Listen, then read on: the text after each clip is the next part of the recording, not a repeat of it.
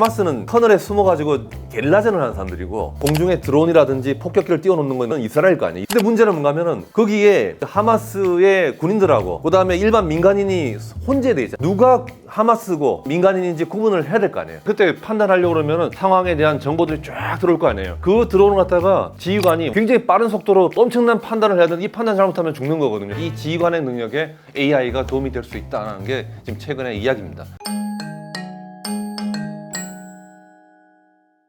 안녕하세요. 국제시사문예지 파도의 김동기 편집장입니다. 오늘은 미국 이야기 중에서도 특히 AI와 국방에 관련된 얘기를 할까 합니다. 앞으로 전쟁은 미래전, 장차전은 AI가 결정할 거라는 이야기가 많습니다. 그만큼 AI가 중요하고요. AI를 볼 때 두 가지 생각 좀 나눠서 보시면 좋을 것 같아요. 하나는 뭔가 하면은 무기 자체가 이제 AI로 조정되는 게 있겠죠. 포를 쏘는데 포 자체가 AI라 가지고 스마트탄 같은 게 날개를 펴가지고 조금 조정한다든지 이렇게 목표물을 따라간다든지 이런 게 있을 수 있고, 그러니까 무기에 AI 기능이 장착될 수도 있고요. 또 하나는 뭔가 하면은 포를 갖다가 뭐 쏠 때 이렇게 지휘를 해야 될 거 아니에요. 어디다 맞춰라, 쟤는 맞추지 마라, 이 타겟은 공격하라, 이 타겟은 공격하지 마라부터 시작해서 뒤에 보면은 후방 쪽에서 지휘 통제를 해야 돼요. C2라고 그러는데 Command and Control. 그러니까 지휘 기능이 있어요. 전쟁이라는 거는 막상 싸우는 사람도 있지만은 한 발 뒤에 물러나서 전체 그림을 보면서 지휘하는 게 필요하거든요. 오늘은 저는 무기 이야기도 살짝 하지만 더 중요한 거는 전쟁 전체 그림을 갖다가 지휘할 수 있는, 그려나가는 그런 지휘 통제 C2에 대한 이야기를 할 겁니다. C2가 어떻게 AI에 의해서 변할 수 있는지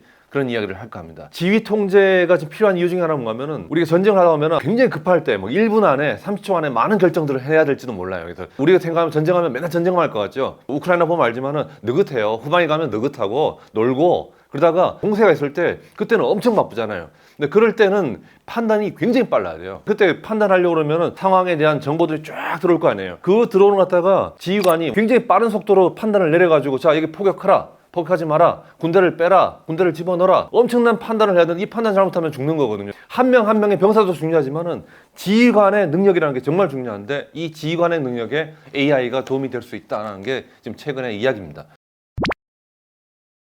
자, 그래서 먼저 정보 수집량이 급증한다는 얘기를 먼저 해볼게요. 현대사회는 정보가 너무 많아요. 지금 여러분들이 가장 해야 될 것 중에 하나가 이 정보의 홍수 중에서 진짜 쓸데있는 정보를 갖다가 골라내는 작업을 해야 될 거예요. 안 그러면은 주워 듣는 얘기가 너무 많아요. 근거도 없는데 카더라 하는 히어세이가 범람을 하는 것 같아요. 이 범람 속에서 여러분들이 진정한 정보를 갖다가 진정한 지혜를 여러분들을 골라내야 되는데 그 작업을 갖다가 AI가 도와줄 수 있다는 거예요. 특히 전쟁 때 말이죠. 정보 수집량 급증하는 이야기를 좀 하면은 먼저 인터넷이에요. 국력 중에 하나가 뭔가 하면은 얼마나 상대방을 감청을 잘하느냐, 또 반대로 상대방이 감청하려는 걸 얼마나 잘 차단하느냐, 저는 이게 국력이라고 생각하거든요. 그러니까 미국이라든지 중국 정도 되는 초강대국 레벨 정도 가면은 감청을 아주 잘합니다. 옛날 같은 경우는 통신 같은 건 따기 쉬워요. 통신은 구리선이잖아요. 구리선에다 전기 딱 꽂아 놓으면은 들을 수 있어요. 물론 듣는 사람 입장에서는 이제 전화하다가 갑자기 감도가 똑 떨어질 때가 있어요. 이렇게 그러면 통신망 누가 따고 들어왔다는 느낌이 들 때가 있어요. 근데 지금 광섬유는 아무나 못해요. 근데 아마 중국도 할 수 있을 거라고 생각하는데 미국은 할 수 있습니다. 미국이라는 나라가 굉장히 센 이유가 있습니다. 광통신 생각하면은 예컨대 브라질에서 바로 옆 나라인 이 아르헨티나로 여러분들이 뭔가 정보를 보내잖아요. 무슨 영화 한 편을 갖다가 한 100메가짜리, 한 1기가짜리 영화를 보낸다. 그러면은 브라질에서 쏘면은 아르헨티나 옆 나라니까 그냥 그 로컬 라인을 타고 갈 것 같잖아요. 근데 로컬 라인 안 탑니다. 그러면은 거기가 인프라가 약하니까 로컬로 하면은 시간이 좀 늦고 돈이 더 많이 든대요. 그런 경우는 어떻게 하냐면은 오히려 브라질에서 미국으로 가는 게 광통신망이 훨씬 좋아요. 미국을 가가지고 미국에서 아르헨티나로 가는 게 더 빠른 거예요. 그래서 전 세계 중요한 이메일, 정보들을 이동할 때 미국이 그 광통신망 네트워크를 잘 갖추고 있기 때문에 미국을 거쳐서 가는 경우가 많더라는 거예요. 중요한 거는 전 세계 그 두꺼운 통신망을 갖다 가지고 있는 것은 미국인데 이 미국의 통신망이 주로 어디로 가 있느냐면은 국방부, 펜타곤, 그 다음에 CIA가 있는 미국의 북부 버지니아, 그러니까 워싱턴 DC의 남쪽에 있는 버지니아가 있어요. 거기에 통신망이 다 집결되어 있습니다. 거기를 중심으로 NSA, 미국의 국가안보국이 광통신망을 갖다가 따낸다는 거예요. 그러니까 감청을 해 들어갈 수 있다는 거예요.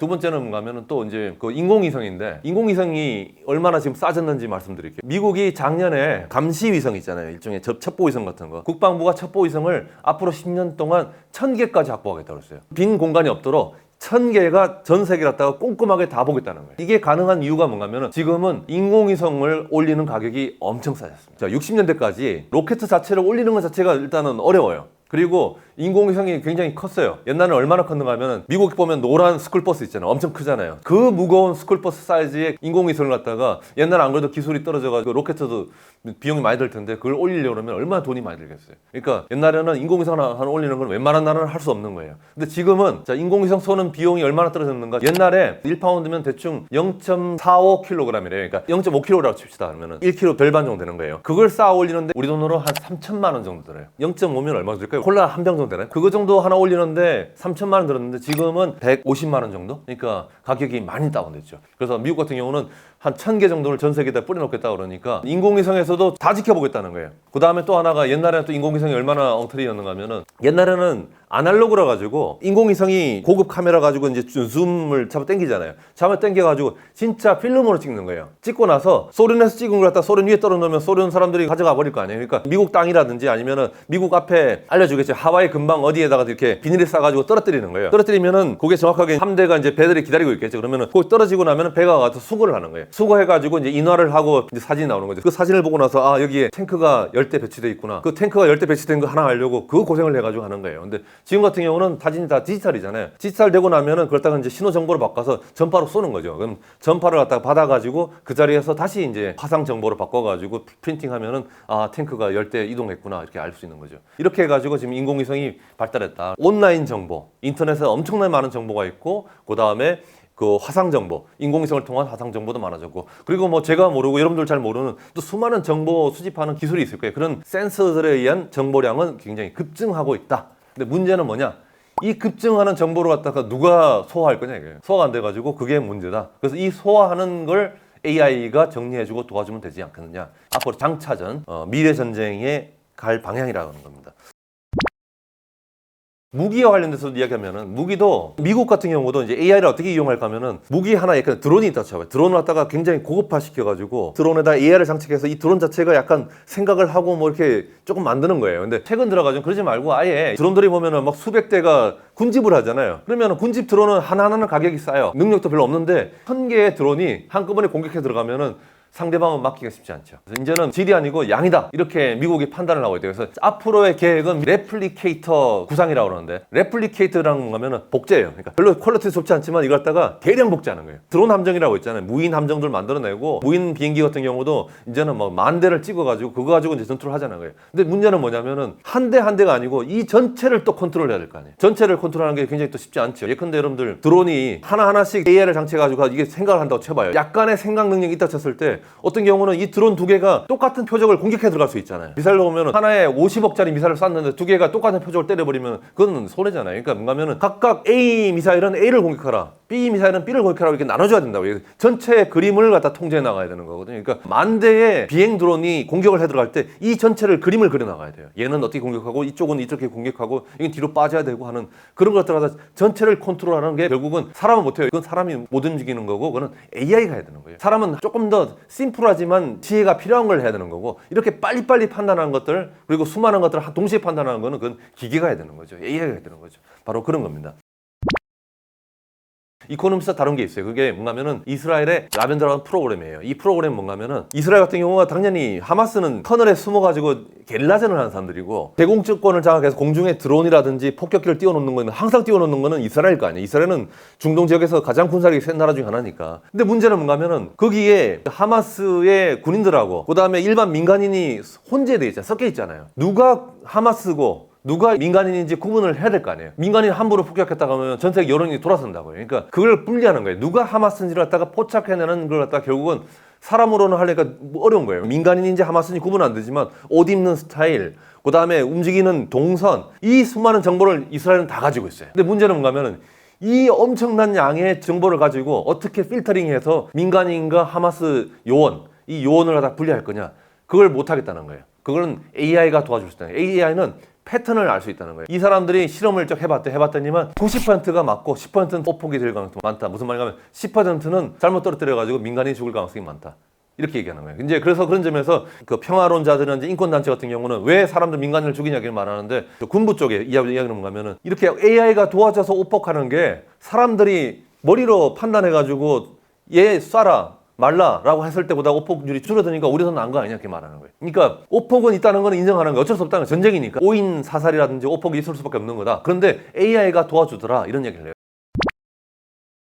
핵무기와 관련돼서는 절대 판단을 갖다가 AI 마음대로 자동으로 핵무기를 쏜다든지 핵무기 쏘게 되면 지구 전체가 날아갈 수 있거든요. 그런 점에서 AI가 핵무기를 쏘는 것까지 들어가는 것은 안 된다. 그리고 핵무기는 반드시 국가의 원수가 참모들의 현명한 조언을 받아서 최후의 열쇠를 걸고 돌려서 쏘도록 해야 된다. 이런 이야기를 하는 거고, 최근에 미중 간의 정상이 만나가지고도 그 이야기를 나눴다고 그래요. 우리 다른 건 몰라도 AI를 갖다가 핵무기 쏘는 데까지는 사용하지 말자로 두 개 어느 정도 이야기가 됐다는 얘기를 전 들었어요. 자, 그런 점에서 앞으로 온라인상에 그리고 인공위성에서 시작해가지고 전 세계 기술은 센서, 정보 수집 능력은 굉장히 많이 늘었다.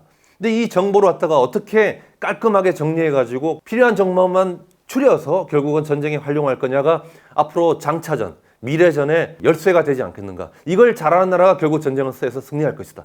이렇게 많은 사람들이 예상을 하고 있고요. 그런 점에서 미국이 가장 앞서가겠죠. 미국이 앞서갈 거고, 중국은 지금 약간 약점은 있대요. 중국은 문제가 뭔가면은 하드웨어 쪽에서는 굉장히 발달돼 있어요. 무기를 갖다가 아까 군집 드론을 만들고 하는 건 다 좋은데 지휘통제를 갖다가 AI에 맡기게 되면은 4스타, 3스타 최고 사령부에서 할 그 지휘 통제에 관한 많은 판단들이 권한이 분산될 가능성이 있다는 거예요. 그런 점에서 미국 같은 나라들은 권한을 분산시키는 걸 선호할 수도 있지만 중국처럼 권력을 갖다가 중앙에 집중시키려고 하는 나라 같은 경우는 아무래도 좀 꺼리지 않겠는가. 그 이코노미스트에서 인터뷰를 해보니까 중국 쪽의 장성들, 퇴역 장성들한테 이야기했더니만 조금 그러면 안 되지 않나 이렇게 부정적인 사람이 많더래요.